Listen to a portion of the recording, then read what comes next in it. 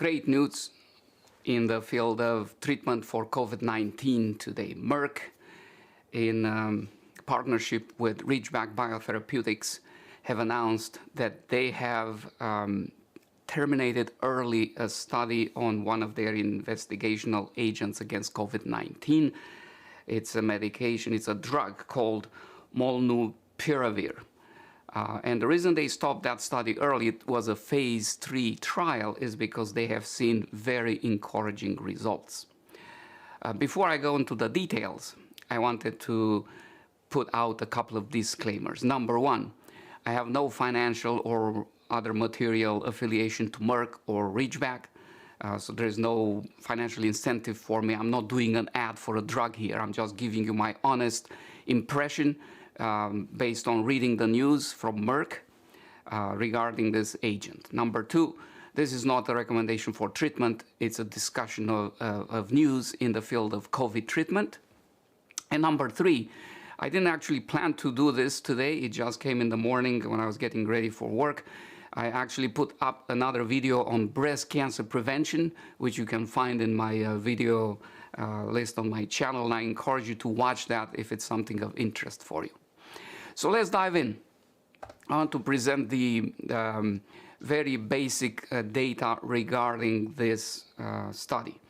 What Merck did, they enrolled 775 patients who were not vaccinated against COVID-19, and they did this in early August and following that. And this was a double-blind, placebo-controlled, randomized study. This is the gold standard in proving efficacy for a new therapeutic agent, and that's what they did. Essentially what happened, those 775 participants were randomly distributed in two groups. One group was the treatment group, and the other was the placebo, where they received something that looked exactly like the pill, but it was just starch or some ineffective product inside. And the outcome, what they wanted to see was whether over the course of about a month, 29 days is when they stopped the study, they would see a difference in hospitalization. That was the primary outcome, and the second outcome was death. Were they going to see less hospitalization, less death in their participants that actually received the drug or not? Another word about this 775 patients, they were recruited from 170 sites throughout the world, not just in the United States, but there are other places like in Europe, in Asia, in South America. And so it's a pretty diverse population. And again, I want to stress again, these were people who did not have COVID before, and people who were not vaccinated.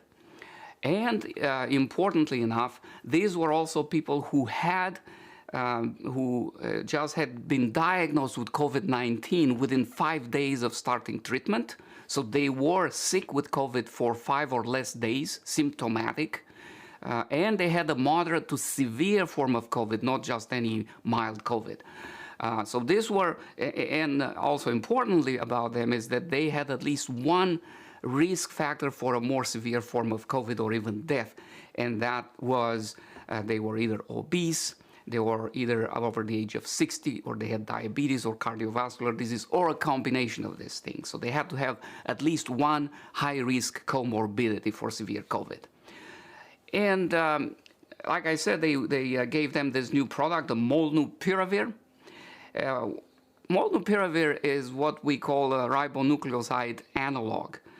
And the way this acts is when the virus invades our cell, it starts to hijack our protein-making machine in the cell to produce its own proteins and then to multiply its genetic material to produce new virus particles that come out as the cell dies and explodes at the end of it all. And then those new viruses infect new cells. So in that process of viral multiplication inside the host cell, the virus has to depend on some enzymes that it has inside and on some enzymes that our cells make to produce all these proteins. There are about 30 proteins in the COVID-19 virus, plus its own genetic material to be multiplied. So in that process of multiplication of its own genetic material, what this Molnupiravir does, it looks similar enough to one of the building blocks that the virus needs to rebuild itself, to rebuild its genetic material.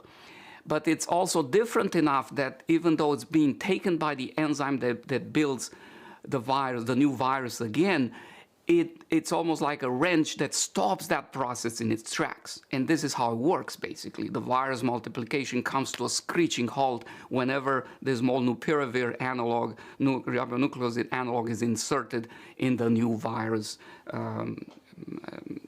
genetic material.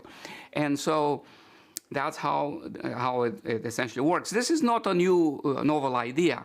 In fact, remdesivir, the IV medication that's effective for people who are sick in the hospital with COVID and receive it, it's also a ribonucleoside analog. And so are many anti-HIV medications. Even agents against Ebola virus are based on this principle of action. The hepatitis B, one of the most effective medications against hepatitis V, is also a ribonucleoside analog. So not a new class, but it's a new agent that's specifically active against COVID-19, against SARS-CoV-2. And the other important note here is that whereas remdesivir is only given intravenously and therefore is restricted for inpatients, Molnupiravir is conditioned so it can be taken by mouth. And this allows it for use in the outpatient pre-hospital stage. So what were the results? Well, this is the exciting part here. I wanted you to focus your attention on the picture that I show here, and that is in the treatment group. They have seen a hospitalization rate of only 7.3% and no deaths and that is at 29 days. In the placebo group, they have seen a 14.1% hospitalization rate, almost twice. And also more important, even more importantly, they've seen 8 deaths in that group, a mortality rate of 2% at only 29 days into treatment. So what does it tell? Well, number one, it's clear that this product can cut down the risk of hospitalization in moderate to severe COVID in patients at high risk for developing severe COVID by 50%. This is huge. Such a decrease is really, really massive, especially for such large number of patients. And number two, also very important, as I said, no deaths in the treatment group and 2% mortality in the placebo group. Now, side effect, also interesting, I didn't write it here, but they have seen a similar percentage, which is low percentage of side effects in both the placebo and the treatment group. And the number of people who had to stop treatment in the Molnupiravir group was close to 1.3%, if I remember right. Interestingly, in the placebo group, more people stopped treatment because of perceived serious side effects. In any case, this is very good news.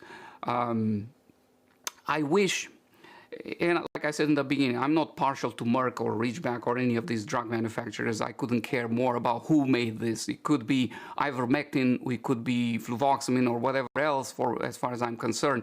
If I saw this quality of a study, which is easy to do for a product, for drugs, whether it's ivermectin or anything else, you take a large enough sample of people, you divide them in 2 groups randomly, you give them the active one, you give the other group the placebo, you keep them constant, everything else the same, and then you draw the line and see what you see at the end. The problem with ivermectin and other studies like that I've seen, hydroxychloroquine also, is that the studies are in a very small sample when we see a benefit. And so you see a little study with 50 people over there, 20 people over there, 100 people over there, and there may be some benefit. And then somebody comes and does this big meta-analysis of all these 50 studies, and they show, whoa, you know, we see a benefit. But the meta-analysis is like a table with legs. If all the legs are weak, no matter how sturdy the top of the table is, it's still a weak table. And that's my problem with the ivermectin studies. I have nothing against ivermectin.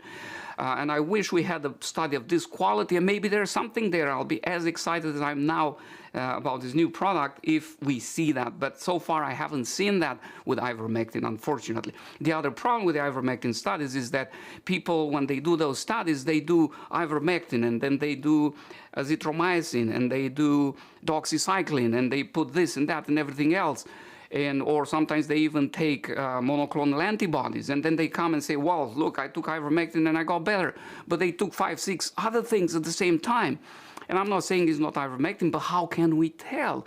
You have to do a study that is clean, that is statistically powered, that shows whether something works or not. And so this is where I stand on these things. And that's why I come across sometimes as incredulous when people post, ivermectin works. I had a guy who posted on my channel like almost every day, a few times, ivermectin works, ivermectin works. We need more than that. We need something that actually shows whether it works or not.